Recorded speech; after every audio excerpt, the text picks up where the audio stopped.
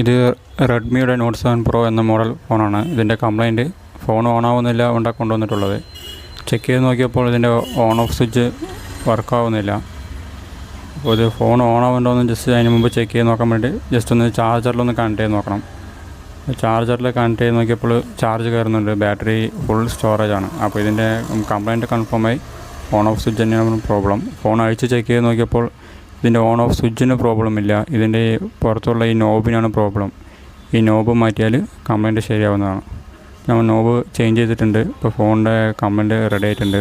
ഇപ്പോൾ switch on ആവുന്നുണ്ട്. ഇതുപോലുള്ള റിപ്പയർ വീഡിയോസ് കാണാനായി ചാനൽ സബ്സ്ക്രൈബ് ചെയ്യുക. വീഡിയോ ഇഷ്ടമായെങ്കിൽ ലൈക്ക് ചെയ്യുക, ഷെയർ ചെയ്യുക, സബ്സ്ക്രൈബ് ചെയ്യുക. അടുത്ത വീഡിയോയിൽ കാണാം. Thank you.